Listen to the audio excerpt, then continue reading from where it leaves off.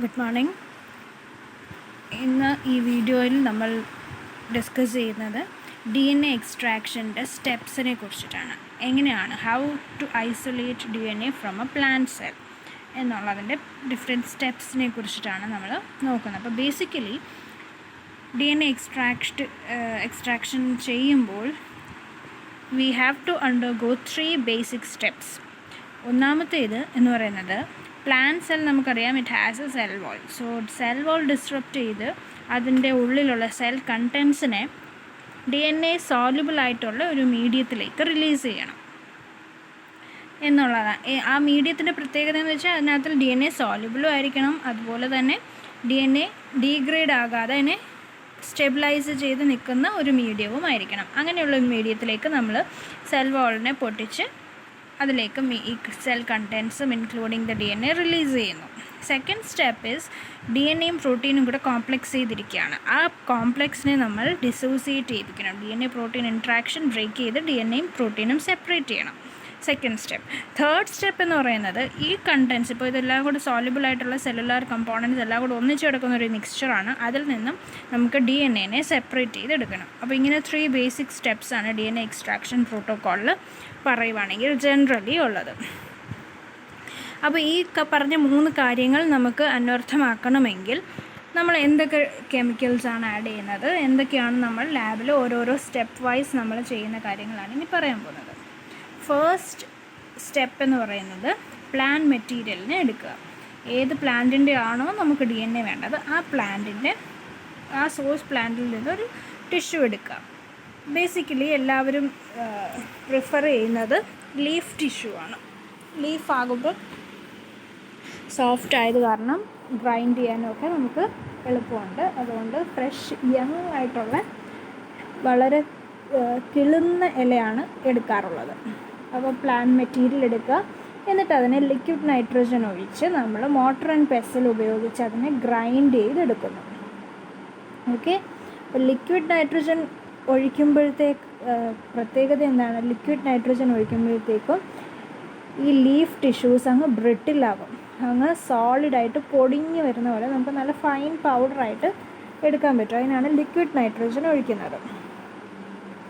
അതുകൂടാതെ ഈ liquid nitrogen സെല്ലിനെ പൊട്ടിക്കാൻ സഹായിക്കുന്നു, പ്രോട്ടിയോളിസിസിനെ ഹെൽപ്പ് ചെയ്യുന്നു, ന്യൂക്ലിയേസസ് അതിനെ ഇനാക്ടിവേറ്റ് ചെയ്യുന്നു. ന്യൂക്ലിയേസസ് മീൻസ് ന്യൂക്ലിക് ആസിഡ്സിനെ ബ്രേക്ക് ചെയ്യുന്ന എൻസൈംസ്, അതിനെ ഇനാക്ടിവേറ്റും ചെയ്യുന്നു. അപ്പോൾ ഇത്രയും ഗുണങ്ങളുണ്ട് ലിക്വിഡ് നൈട്രജൻ.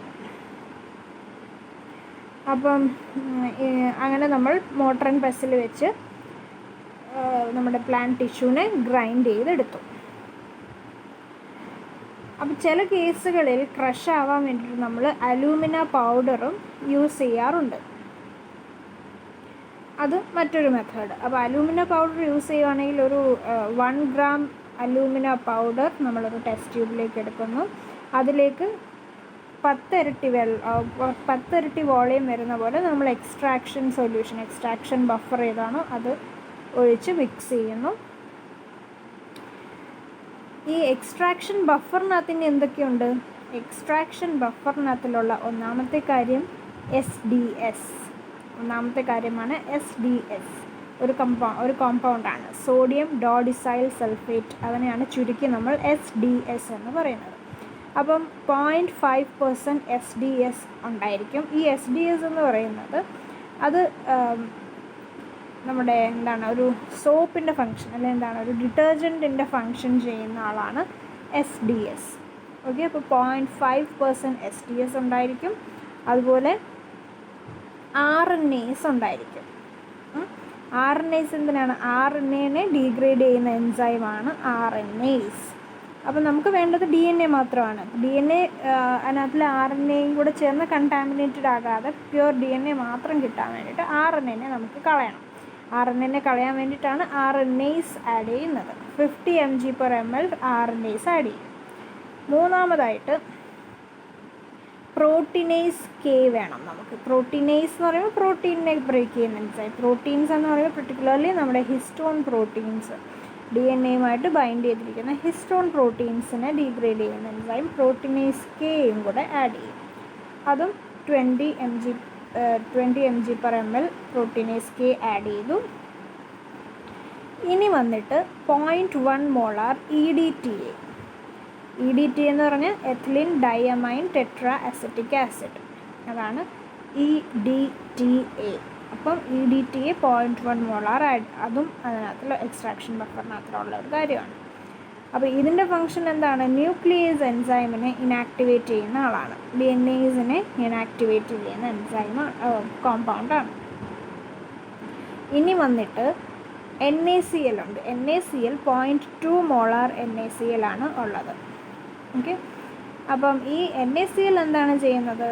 സെല്ലുലാർ കമ്പോണൻസ്, ബാക്കിയുള്ള സെല്ലുലാർ കമ്പോണൻസ് എല്ലാവരും പിന്നെ പ്രോട്ടീൻസും എല്ലാം കൂടി ഒരു ക്ലമ്പായിട്ട് ഫോം ചെയ്ത് അതിനെ അഗ്രിഗേറ്റ് ചെയ്ത് സെപ്പറേറ്റ് ചെയ്യാൻ എളുപ്പത്തിന് വേണ്ടിയിട്ട് സഹായിക്കുന്ന ആളാണ് NaCl.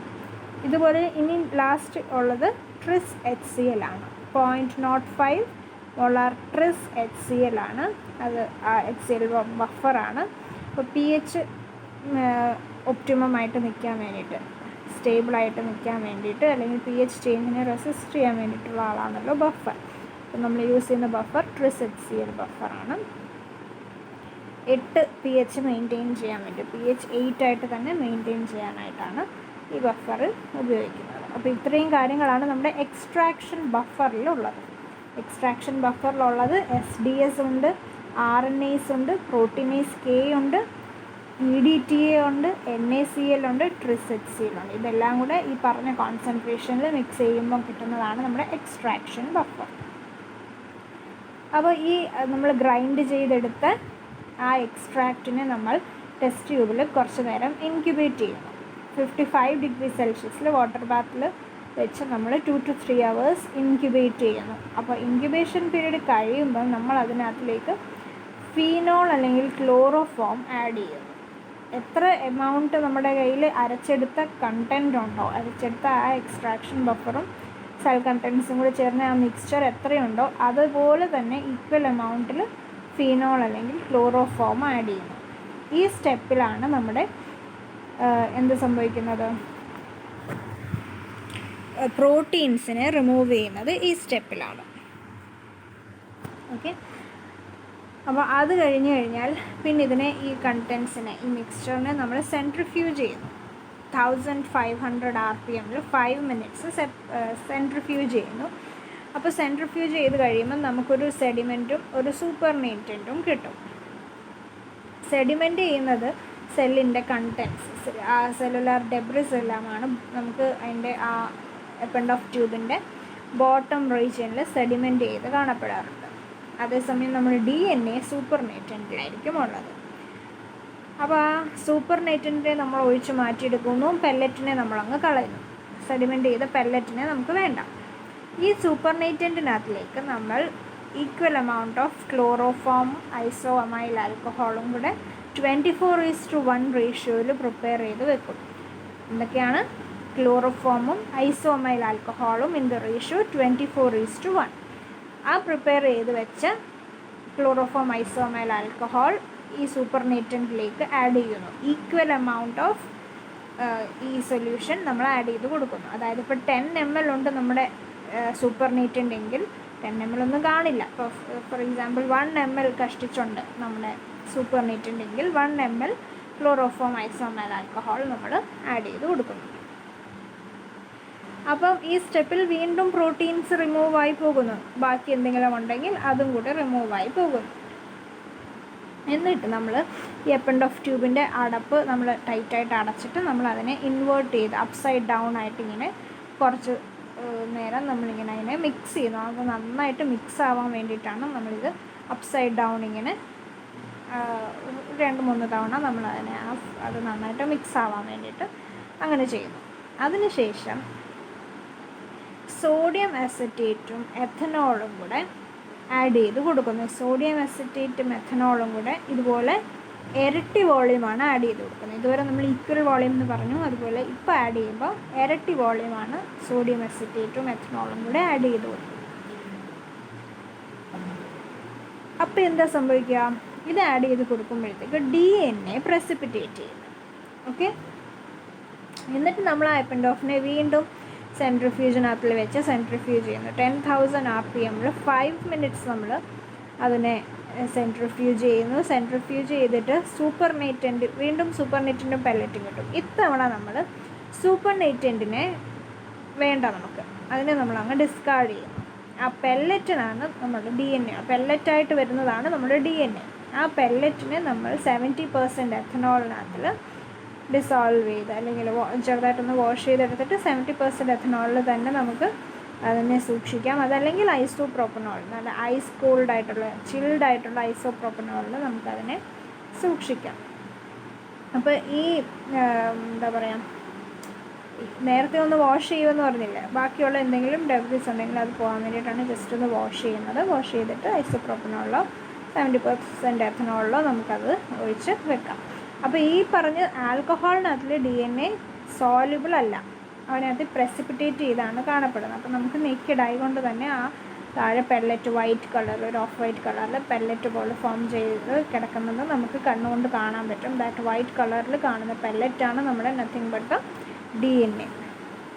എന്നിട്ട് ഈ വാഷ് ചെയ്തതിന് ശേഷം നമ്മൾ ആ പെല്ലറ്റ് എയർ ഡ്രൈ ചെയ്യുകയോ അല്ലെങ്കിൽ ഡെസിക്കേറ്ററിൽ വെച്ചിട്ട് നമ്മൾ അതിനെ ഡ്രൈ ചെയ്തെടുക്കുന്നു. 37 ഡിഗ്രി സെൽഷ്യസിൽ ഡ്രൈ ചെയ്തെടുക്കുന്നു. ആ ഡ്രൈ ചെയ്തെടുത്തതിന് ശേഷം ഫുള്ള് ആൽക്കഹോളും ഇവാപ്പറേറ്റ് ചെയ്തു പോയി എന്ന് ഉറപ്പായി കഴിയുമ്പോൾ നമ്മൾ അതിലേക്ക് ട്രിസ് ബഫർ ആഡ് ചെയ്യുന്നു. ഈ ട്രിസ് ബഫറിൽ DNA സോല്യൂബിളാണ്. അങ്ങനെ ട്രിസ് ബഫർ ഒഴിച്ച് നമ്മളതിനെ ഡീപ്പ് ഫ്രീസറിലോ അല്ലെങ്കിൽ കോമൺ കോൾഡ് ഫ്രീസറിലോ ഒക്കെ വെച്ച് സൂക്ഷിക്കുന്നു. ഇത്രയും കാര്യങ്ങളാണ് നമുക്ക്, അല്ലെങ്കിൽ ഇത്രയും സ്റ്റെപ്സാണ് നമുക്ക് DNA ഐസൊലേഷനിൽ ഉള്ളത്. അപ്പോൾ ഫസ്റ്റ് സ്റ്റെപ്പ് എന്ന് പറയുന്നത് cell lysis, protein precipitation, DNA precipitation, DNA wash ചെയ്യുന്നു, DNA ഹൈഡ്രേഷൻ. ഇത്രയും കാര്യങ്ങളാണുള്ളത്. ജസ്റ്റ് ഒരു ഫ്ലോ ചാർട്ട് പോലെ ഇവിടെ കാണിച്ചിരിക്കുന്നു. സെൽ ഹോമോജനൈസേഷൻ സെല്ല് ഗ്രൈൻഡ് ചെയ്യുന്നു. ഗ്രൈൻഡ് ചെയ്ത സെല്ല്, പിന്നെ detergent action, preparation of cell lysate, addition of chelating agent, proteinase K treatment, extraction, chloroform, phenol chloroform isoamyl alcohol വെച്ചിട്ട് extraction, precipitation using 100% or 70% alcohol, redissolving, Tris EDTA buffer. ഇത്രയും കാര്യങ്ങളാണ് step wise നമ്മൾ പറയാനുള്ളത്. Extra പറയുന്നത് ആ extraction ബഫറിനകത്തുള്ള contents എന്തൊക്കെയാണെന്നാണ് ആദ്യം പറഞ്ഞത്. അപ്പോൾ അതുകൂടാതെ മറ്റൊരു മെത്തേഡാണ് CTAP മെത്തേഡ്. അത് നിങ്ങൾക്ക് സിലബസിൽ പറയുന്നില്ല, ജസ്റ്റ് ഇവിടെയും നമ്മൾ സെൽ എക്സ്ട്രാക്ട്, സെൽ ഗ്രൈൻഡ് ചെയ്ത് എക്സ്ട്രാക്ഷൻ ബഫറിനകത്തിൽ എടുത്ത ആ മിക്സ്ചർ, അരച്ചെടുത്ത മിക്സ്ചറാണത്. CTAP എന്ന് പറയുന്ന മറ്റൊരു കോമ്പൗണ്ട്. CTAP വെച്ച് ആഡ് ചെയ്ത് കൊടുക്കുമ്പോഴത്തേക്ക് ന്യൂക്ലിക് ആസിഡും CTAPും കൂടെ പ്രസിപ്പിറ്റേറ്റ് ചെയ്യുന്നു. ഇങ്ങനൊരു പ്രസിപ്പിറ്റേറ്റ് കിട്ടുന്നു. അതിനെ സെൻട്രിഫ്യൂജ് ചെയ്യുന്നു. സെൻട്രിഫ്യൂജ് ചെയ്യുമ്പം ന്യൂക്ലിക് ആസിഡ്സ് നമുക്ക് പെല്ലറ്റായിട്ട് കിട്ടും. ബാക്കിയുള്ള പ്രോട്ടീൻസും സെൽ ഡെബ്രിസും കാർബോഹൈഡ്രേറ്റും എല്ലാം സൂപ്പർനേറ്റനിൽ വരും. ആ സൂപ്പർനേറ്റനിൽ വരുന്ന അതിനെ നമ്മൾ ഡിസ്കാർഡ് ചെയ്യുന്നു. വീണ്ടും ഈ പെല്ലറ്റിനെ നമ്മൾ 1 മോളാർ HCl സസ്പെൻഡ് ചെയ്യുന്നു. Ethanol precipitation, nuclease, ribonuclease RNase treatment, RNA എല്ലാം കളയുന്നു. എഥനോൾ വെച്ചിട്ട് പ്രസിപ്പിറ്റേറ്റ് ചെയ്യുന്നു. അപ്പോൾ നമുക്ക് പ്യുവർ DNA കിട്ടുന്നു.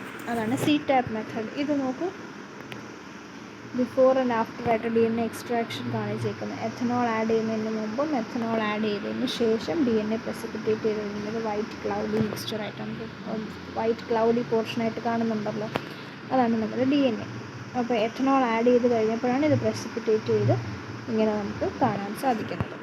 അപ്പം ഇത്രയുമാണ് DNA isolation steps. Okay, thank you.